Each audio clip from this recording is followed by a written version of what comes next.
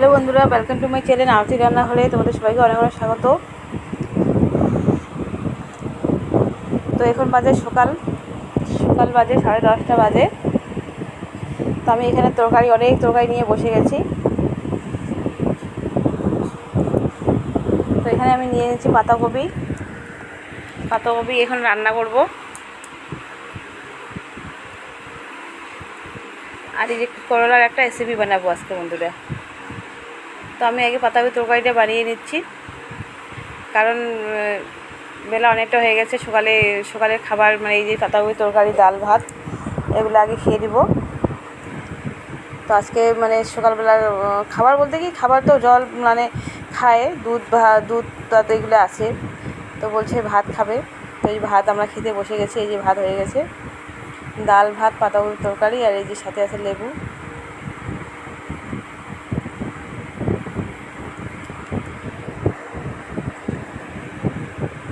তো সকালবেলা বন্ধুরা আজকে এটা দিয়ে খাবার, আমাদের সকালবেলার খাবার।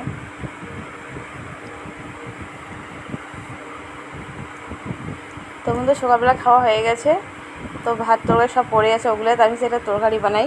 তো আমি একটু করলা তরকারি বানাবো। আর এমনিতে এত গরম পড়েছে, তো করলা তরকারি বানার জন্য আমাকে এখানে লাগবে মাঝারি সাইজের পেঁয়াজ, 5-6টা হলে হয়ে যাবে আমার, বেশি পেঁয়াজ লাগবে না, গোটা পেঁয়াজ লাগবে।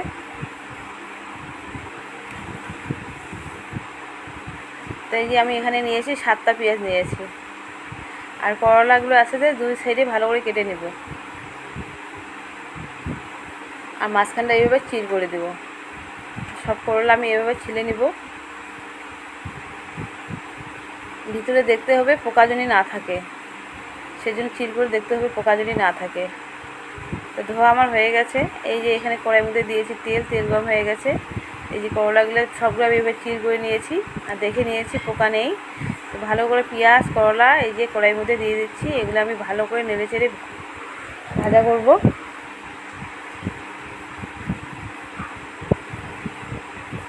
তো এগুলো আমি হালকা হালকা আছে অল্প অল্প আস্তে আস্তে নাড়বো আর ভাজবো।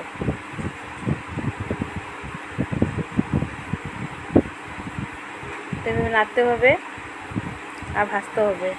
তো এখানে আমি দিয়ে দিচ্ছি সামান্য একটু হলুদ, আর একটু হলুদ দিলাম। এবার আমি এখানে দেবো নুন।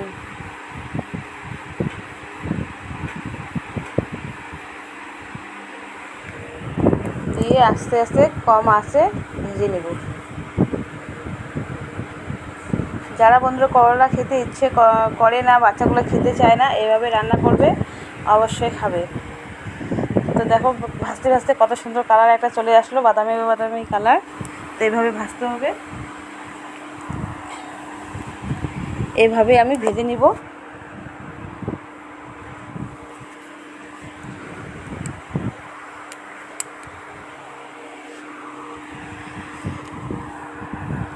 হালকা আছে আস্তে আস্তে ভাজতে হবে, যাতে ভেঙে না যায়।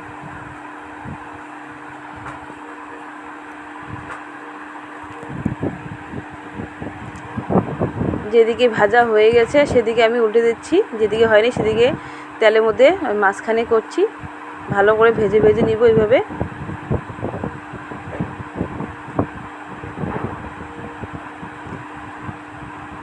তো যেগুলো পেঁয়াজ ভাজা হয়ে গেছে বন্ধুরা, সেগুলো পেঁয়াজ আমি তুলে নিব। যেগুলো ভাজা হয়নি সেগুলো এই মাঝখানটা এইভাবে দিচ্ছি। তো ভাজতে ভাজতে সিদ্ধ হয়ে গেছে, প্রায় সিদ্ধ হয়ে গেছে।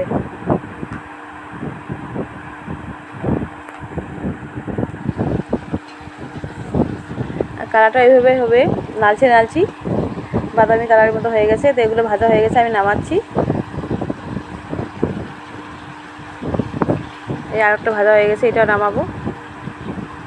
আর তেলটা অবশ্যই ঝরিয়ে নামাবো। তো এইভাবে সব উল্টে ভেজে নিব আস্তে আস্তে। তো ভাজা হয়ে গেছে বন্ধুরা, আমি এটা নামাচ্ছি। আর এই তেলটা আপনারা চাইলে তেলটা অন্য সবজিতেও ব্যবহার করতে পারেন, নাহলে এই তরকারির মধ্যে তেলটা দিতে পারেন। তো বন্ধুরা ঠান্ডা হয়ে গেছে, আমি এখানে নিয়েছি চাকু দিয়ে এইভাবে আমি এই যে কেটে নিচ্ছি। আর এখানে যে দানাগুলো আছে মোটা মোটা দানাগুলো আপনারা চাইলে খেতেও পারেন, যদি না খান তো এইভাবে বাদ দিয়ে দেবেন। তো আমি এগুলো বাদ দিয়ে দিলাম, যেগুলো একদম কচি এসে জ্বালা সেগুলো নিয়েছি। আর এইভাবে কেটে নেব চিরচির করে। আর পেঁয়াজগুলো আমি মোটা মোটা করে দিচ্ছি, তাহলে খেতে ভালো লাগবে। যেগুলো বড় আছে একটু ওগুলো 4 ডুব করছি, যেগুলো ছোট ওগুলো 2 ডুব করছি। তো এইভাবে আমি সব করে নেব, কেটে নেব।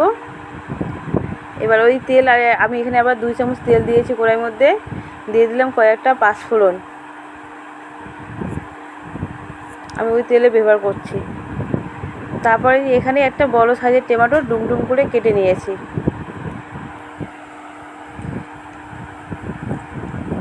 কেটে নিয়ে এইভাবে হালকা আঁচে ভাজছি।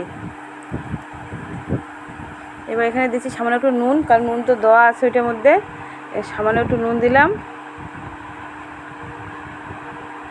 দিয়ে দেবো একটু হলুদ, দিয়ে ভালো করে ভেজে নেব। তো টমেটোটা দেখছো গলে যাচ্ছে। এবার আমি এখানে কাটা পেঁয়াজ আর করলাগুলো দিয়ে দিলাম, দিয়ে আবার ভালো করে নেড়ে চেড়ে নিব।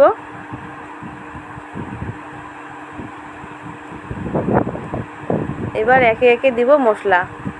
এখানে তো আমি কিছু তো দেই নেই, এখানে দিয়ে দিচ্ছি আমি একটু ধনিয়া পাউডার, তারপর দিয়ে দিচ্ছি এখানে আমি একটু জিরা পাউডার, দিয়ে আবার ভালো করে একটু ভাজবো, কারণ মশলাটা দিলাম সেই জন্য একটু ভাজতে লাগবে। এখানে দিয়ে দিচ্ছি ছোটো চামচ দিয়ে গুঁড়া লঙ্কা, একটু ঝাল ঝাল লাগবে, ভালো লাগবে। আমি লঙ্কা তো আগে দেই নেই, আপনারা চাইলে কাঁচা লঙ্কাও দিতে পারেন। সামান্য দিলাম কয়েক দানা চিনি। এবার ভালো করে ভেজে নেব। তো আমার হয়ে আসছে, এখানে জল টল দেওয়ার কোনো প্রয়োজন নেই। তো বন্ধুরা এটা এইভাবে বানাবেন, গরম ভাত দিয়ে হোক বা রুটি দিয়ে হোক। গরম ভাত আর পাতলা করে মসুর ডাল রান্না করবেন কালো জিরে দিয়ে, খুব ভালো লাগবে খেতে। এইভাবে বানিয়ে একবার অবশ্যই ট্রাই করে খাবেন, আর আমাকে কমেন্ট করে বলবেন কেমন লাগছে। তো বন্ধুরা যারা যারা আমার ভিডিও দেখছো ফার্স্ট থেকে লাস্ট অবধি দেখবে, আমাকে কমেন্ট করবে, আমার চ্যানেলটাকে সাবস্ক্রাইব করে দিবেন, আমার সাথে থাকবেন। তো বন্ধুরা ভিডিও শেষ করছি এখানে।